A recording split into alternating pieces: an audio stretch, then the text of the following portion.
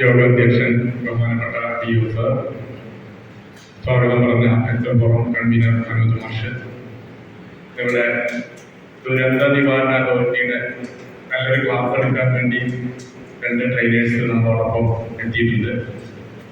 പ്രിയപ്പെട്ട പ്രധാനാധ്യാപകരെ, നമുക്കറിയാം പ്രകൃതി ദുരന്തങ്ങൾ വരുമ്പോൾ നമ്മളൊക്കെ സാധാരണ പകച്ചു നിൽക്കുന്ന ഒരു അവസ്ഥയാണ് നമ്മുടെ മുന്നിലുള്ളത്.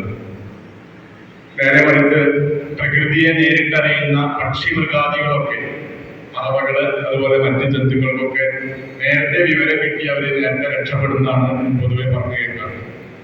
ഇപ്പോ ഭൂകമ്പങ്ങള് ഉണ്ടാവുകയാണെങ്കിൽ തന്നെ അതിന്റെ പ്രകമ്പനങ്ങൾ നേരത്തെ മനസ്സിലാക്കി ജീവികളൊക്കെ കൂട്ടത്തോടെ പാലായനം ചെയ്യുന്ന രീതിയാണെന്ന് നമ്മൾ എവിടെയൊക്കെ വായിച്ചു കേട്ടിട്ടുണ്ട്. പക്ഷെ മനുഷ്യന് മാത്രമാണ് ഇത്തരം കാര്യങ്ങളൊന്നും പെട്ടെന്ന് തിരിച്ചറിയാൻ. നമുക്ക് ഫിസിക്സിലൊക്കെ നമ്മൾ സാധാരണ ഒരു പ്രത്യേക കാറ്റഗറിക്കിടയിലുള്ള വേവ്സ് മാത്രമേ നമുക്ക് ശ്രാവ്യമാവുള്ളൂ, അതുപോലെ കാണാനും കഴിയുള്ളൂ. നമ്മൾ വളരെ ദുർബലരാണെന്ന് അപ്പോഴാണ് നമുക്ക് മനസ്സിലാക്കുന്നത്. രാത്രി നന്നായി കണ്ണ് കാണാൻ കഴിയുന്ന, കണ്ട് ജീവിക്കാൻ കഴിയുന്ന എത്രയോ നല്ല ജീവികളുണ്ട് അല്ലെ. അതുപോലെ വളരെ മൈന്യൂട്ട് സൗണ്ട് പോലും കേൾക്കാൻ കഴിയുന്ന അത്രയും ശ്രവണ കൂർമ്മതയുള്ള ജീവികൾ നമ്മുടെ കൂട്ടത്തിൽ ധാരാളമുണ്ട്. അപ്പോ ആ രീതിയിലൊക്കെ നോക്കുമ്പോൾ മനുഷ്യൻ വളരെ ദുർബലനായ ഒരു ജീവിയാണെന്ന് നമുക്ക് പറയാം. അപ്പൊ അത്തരം സന്ദർഭങ്ങൾ വരുമ്പോൾ നമ്മൾ ഏത് രീതിയിലാണ് അതിനെ നേരിടേണ്ടത്? ഇപ്പൊ കഴിഞ്ഞ ദിവസം SSKയുടെ PRCയുടെ നേതൃത്വത്തിൽ സ്വയം പ്രതിരോധ പ്രവർത്തനത്തിന് വേണ്ടി കുട്ടികൾക്ക് ഒരു സെൽഫ് ഡിഫൻസിന്റെ കരാട്ടെ പ്രോഗ്രാം നമ്മൾ എല്ലാ വിദ്യാലയങ്ങളും കൊടുത്തു. LP തലത്തിൽ അത് നടന്നുകൊണ്ടിരിക്കുകയാണ്. കുട്ടികളോട് ചോദിച്ചപ്പോ ഒന്ന് വീണ് കഴിഞ്ഞാൽ, അല്ലെങ്കിൽ ആരെങ്കിലും ഒന്ന് വെള്ളത്തിലേക്ക് നിങ്ങളുടെ സുഹൃത്തുക്കൾ ആരെങ്കിലും ചാടി അബദ്ധത്തിൽ വീണ് കഴിഞ്ഞാൽ നിങ്ങൾ എന്ത് ചെയ്യുന്നു വെച്ചപ്പോ ഞങ്ങൾ നിന്ന് കരയുന്നതാണ്. അപ്പൊ അവിടെ സമയോചിതമായി ഇടപെടാനും ആ കുട്ടിക്ക് ഒരു കൈത്താക്ക് കൊടുക്കാനോ, അല്ലെങ്കിൽ ഒരു ആക്സിഡന്റ് നടന്നു കഴിഞ്ഞാൽ ആ കുട്ടിയെ എടുത്ത് റോഡിൽ നിന്നൊന്ന് മാറ്റിക്കടത്താനുള്ള ഒരു മനസ്സാന്നിധ്യം നമ്മുടെ കുട്ടികൾക്കും അതേപോലെ നമ്മളെ പോലുള്ള ആളുകൾക്കും ഉണ്ടോ എന്നുള്ളത് നമ്മൾ പരിശോധിക്കേണ്ടതാണ്.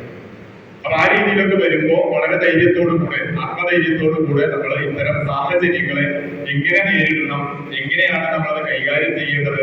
ചിലപ്പോൾ ഒരു നിമിഷം കൊണ്ട് ഒരു ജീവൻ ഒരുപക്ഷെ നമുക്ക് രക്ഷിക്കാൻ കഴിയും, ഒരു സമയോചിതമായ ഒരു ഇടപെടലുകൊണ്ട്. അപ്പൊ അത്തരം രീതികളിലൊക്കെ ഏത് രീതിയിലാണ് നമ്മൾ കൃത്യമായി ഇടപെടേണ്ടത് എന്നുള്ളത് വളരെ സസൂക്ഷ്മം നമ്മളുടെ ട്രെയിനേഴ്സിന്റെ ക്ലാസ് നമുക്ക് നിരീക്ഷിക്കാം. ഞാൻ തിരക്കൊക്കെ ഉണ്ടെങ്കിൽ കുറച്ചു നേരം അവരുടെ ക്ലാസ്സുകൾ കണ്ടതിന് ശേഷം മാത്രമേ ഒന്ന് പോവുകയുള്ളൂ.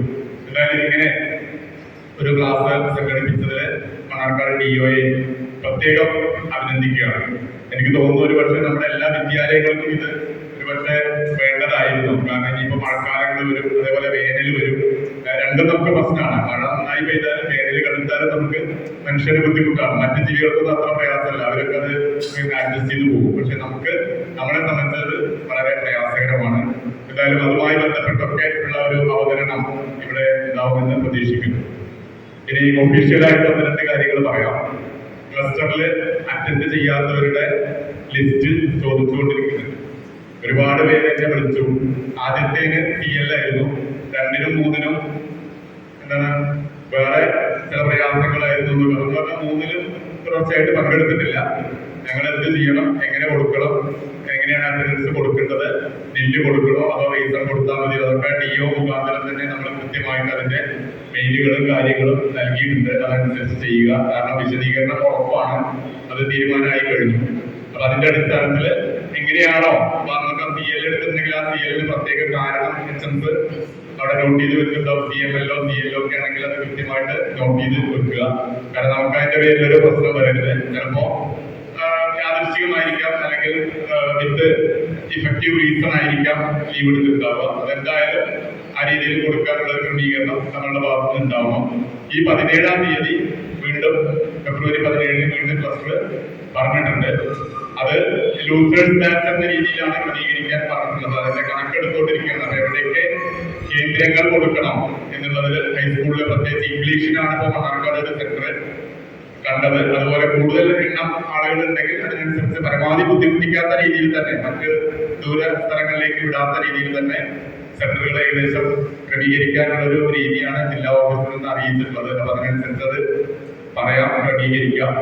അത് കൃത്യമായിട്ട് ഇനിയെങ്കിലും അധ്യാപകരെ പങ്കെടുപ്പിക്കാനൊക്കെ ഉള്ള പരമാവധി ശ്രമം നമ്മുടെ ഭാഗത്ത് ഉണ്ടാവണം. അതുപോലെ SSLC ഡ്യൂട്ടി, വാല്യുവേഷൻ മുതലായ കാര്യങ്ങളൊക്കെ വരുമ്പോൾ വരുമ്പോൾ ചെറിയൊരു പിൻവലിയൽ നമ്മളുടെ അധ്യാപകരുടെ ഭാഗത്ത് പൊതുവെ കാണുന്നുണ്ട്. അപ്പൊ അതിന് തക്കതായ കാരണം എന്താണെന്നുള്ളത് പ്രഥമാധ്യാപകർ കൃത്യമായിട്ടൊന്ന് നോട്ട് ചെയ്യണമെന്നാണ് പറഞ്ഞിട്ടുള്ളത്. പ്ലസ് ടുന്റെ കാര്യത്തിലാണെങ്കിലും അത് കഴിഞ്ഞിപ്പോ 1, 3, 5, 7, 9 ക്ലാസ്സുകളിലെ പുസ്തകം മാറുകയാണെന്ന് പറഞ്ഞിട്ടുണ്ട്. അതിന്റെ നല്ലൊരു ട്രെയിനിങ്, വെക്കേഷൻ ട്രെയിനിങ് ആയിട്ട് എന്തായാലും നിർബന്ധമായിട്ടുണ്ടാവും. അപ്പൊ അവിടെയൊക്കെ കൃത്യമായ അധ്യാപകരെ പങ്കെടുപ്പിക്കാനുള്ള ഒരു ക്രമീകരണം ബഹുമാനപ്പെട്ട പ്രഥമാധ്യാപകരുടെ ഭാഗത്ത് നിന്ന് ഉണ്ടാവണമെന്നാണ് അതുമായി ബന്ധപ്പെട്ട് പറയാനുള്ളത്. കാരണം ഒരുപാട് സമയവും പൈസയും ചെലവാക്കിയാണ് ഇത്തരം ട്രെയിനിങ്ങുകൾ നടത്തുന്നത്. ആ ട്രെയിനിങ്ങുകൾ കൃത്യമായിട്ട് പങ്കെടുക്കുകയും അത് എഫക്റ്റീവായിട്ട് കുട്ടികൾക്ക് ലഭ്യമാക്കുന്നതിന് വേണ്ടിയിട്ടുള്ള ഒരു ക്രമീകരണമാണ് വിദ്യാഭ്യാസ വകുപ്പ് ചെയ്തുകൊണ്ടിരിക്കുന്നത്. ഒരു ദിവസത്തെ ക്ലസ്റ്റർ ആണെങ്കിലും അതിന് ഒരു മാസത്തെ പണിയാണ് ഞങ്ങൾക്കൊക്കെ വേണ്ടത്. കാരണം ഈ ക്ലസ്റ്റർ ക്രമീകരിക്കുക എന്ന് പറയുന്നത് തന്നെ ഭാരിച്ച ഒരു ചുമതലയാണ്. പ്രത്യേകിച്ച് അവിടെ മണ്ണാർക്കാടിനെ സംബന്ധിച്ച് ഒരുപാട് അധ്യാപകരും ഒരുപാട് സെക്ടറുകളും നമുക്കുണ്ട്. അവിടെയൊക്കെ കൃത്യമായിട്ട് ക്രമീകരിച്ച് ആർപിമാരെ കിട്ടാനുള്ള ക്ഷാമം അത് അതിനേക്കാൾ മീതെ പലരെയും നിർബന്ധിച്ചിട്ടാണ് നമ്മൾ ആർപിമാരായിട്ട് കൊണ്ടുവരുന്നത്.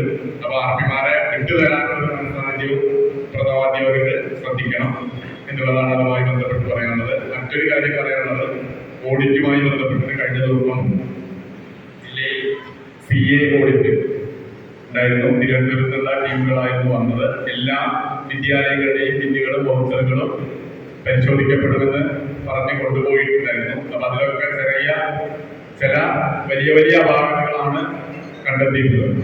നമ്മുടെ ചില നിസ്സാര പ്രശ്നങ്ങൾ കാരണം വലിയ കൊറീസ് അവർ എഴുതാൻ നിർബന്ധിതരാണ്. കാരണം ഒറ്റ ബില്ലിലും എസ്എംസ് അഡ്മിറ്റഡ് ആൻഡ് പെയ്ഡ് എഴുതുന്നില്ല. 5500 BRC എന്ന് പറഞ്ഞു കഴിഞ്ഞാൽ 5000 ചെലവാക്കിയാൽ 5000 രൂപ അഡ്മിറ്റഡ് ആൻഡ് പെയ്ഡ് പറഞ്ഞ അവസാനം സീല്, എസ്എംന്റെ സീലും സൈനും ഒപ്പം PTA പ്രസിഡന്റ് ഉണ്ടെങ്കിൽ അത് കൂടെ വെക്കണം. അത് പലരും അത് ചെയ്തിട്ടില്ല. അതുപോലെ വലിയ ഫണ്ടുകൾ തന്നെ യൂണിഫോം ഗ്രാന്റ് പോലെയുള്ള ഫണ്ടുകളിലും ഈ പറഞ്ഞതുപോലെ കൊട്ടേഷനുകളൊക്കെ ഒരാൾ തന്നെ 3 കൊട്ടേഷൻ വരുന്ന രീതിയിൽ ആ രീതിയിലൊക്കെ അതുപോലെ ചിലതിൽ പ്രിന്റഡ് കോപ്പി ആണെങ്കിലും അതിൽ ഡേറ്റ് നമ്മൾ മാനുവലായിട്ട് എഴുതി വെക്കുന്നു. അങ്ങനെയൊക്കെയുള്ള ഒരുപാട് അപാകതകൾ കണ്ടെത്തിയിട്ടുണ്ട്. അപ്പോൾ ഇനിയെങ്കിലും പ്രിൻസിപ്പൽക്കാണ് ഫണ്ടെങ്കിലും കൈകാര്യം ചെയ്യുന്നത് ചിലപ്പോൾ എക്സൻസ് ആയിരിക്കും. അപ്പൊ അത് കൃത്യമായിട്ട് ഒരാഴ്ചക്കുള്ളിൽ തന്നെ ബില്ലുകളും വൗച്ചറുകളും കൃത്യമായി എക്സൻസിനെ തിരിച്ചേൽപ്പിച്ച് അത് സെറ്റിൽ ചെയ്യാനുള്ള ആവശ്യമായിട്ടുള്ള ക്രമീകരണം നമ്മൾ മാത്രം ഉണ്ടാവാം. അത് അടുത്ത എക്സപ്പോൺസും അത് കൃത്യമായിട്ടൊന്ന് പറയേണ്ടതുണ്ട്. കാരണം ഓഡിറ്റ് കഴിഞ്ഞ് സാധനങ്ങളൊക്കെ ബിൽസ് ആൻഡ് വൗച്ചേഴ്സിന്റെ വണ്ടിയിൽ ഇരിക്കുകയാണ്. അവിടെ BRC കൊണ്ടുപോയിട്ട് അത് ഓരോ സ്കൂളിന്റെയും ഷെഡ്യൂൾ ചെയ്ത് നമ്മൾ കൃത്യമായിട്ട് നോക്കണം. അതുപോലെ യൂട്ടിലൈസേഷൻ തരുന്ന കാര്യത്തിൽ ഓരോ ബില്ലുകളുടെയും യൂട്ടിലൈസേഷൻ കൃത്യമായിട്ട് BRCയിൽ തിരിച്ചേൽപ്പിക്കേണ്ടതാണ്. ഇപ്പോൾ സ്കൂൾ ഗ്രാന്റ് കൊടുത്തതിൽ 2 വിദ്യാലയങ്ങളെ യൂട്ടിലൈസേഷൻ തന്നിട്ടില്ല. അപ്പൊ അവരുടെ 2 ഓബ്ജക്ഷൻ എഴുതി പോയിട്ടുണ്ട്. കാരണം യൂട്ടിലൈസേഷൻ ഇല്ലാണ്ട് നിങ്ങൾ എങ്ങനെയാണ് ഫണ്ട് അവർക്ക് കൈമാറുന്നത് എന്നൊക്കെയാണ് അവരുടെ ചോദ്യങ്ങൾ. നമ്മൾ ചിലപ്പോൾ നമ്മുടെ സ്വാഭാവികമായിട്ടുള്ള ആ ഒരു സമയബന്ധിതമായിട്ട് തീർക്കാൻ വേണ്ടിയിട്ടൊക്കെ ചിലപ്പോൾ ഫണ്ടുകൾ ആ രീതിയിൽ തന്നിട്ടുണ്ടാവും. എങ്കിലും രേഖകൾ സംസാരിക്കണം എന്ന് പറഞ്ഞതുപോലെ നമ്മൾ എന്ത് ചെയ്തു കഴിഞ്ഞാലും അതിന് കൃത്യമായിട്ടുള്ള രേഖാമൂലമുള്ള ആ ഒരു സെറ്റിൽമെന്റ് ആണ് നമ്മൾ ഉദ്ദേശിക്കുന്നത്. അപ്പൊ ഈ വക കാര്യങ്ങളൊന്നും ശ്രദ്ധിക്കുക. കൂടുതൽ പറഞ്ഞു തരുന്ന സമയം അപഹരിക്കുന്നില്ല. എന്തായാലും എല്ലാവർക്കും ആളുകൾ കുറവാണ് തോന്നുന്നുണ്ട്. കുറച്ചുപേരും കൂടി എത്തിച്ചേരാനുണ്ട്. വന്നതിന് ശേഷം എല്ലാവരും കൃത്യമായി ഇടപെട്ടുകൊണ്ട് നമുക്കിത് നല്ലൊരു വിജയമാക്കി തീർക്കാൻ ആവശ്യമായിട്ടുള്ള ക്രമീകരണം ഉണ്ടാവണമെന്ന് അഭ്യർത്ഥിച്ചുകൊണ്ട് ഞാൻ നിർത്തുന്നു. നന്ദി, നമസ്കാരം.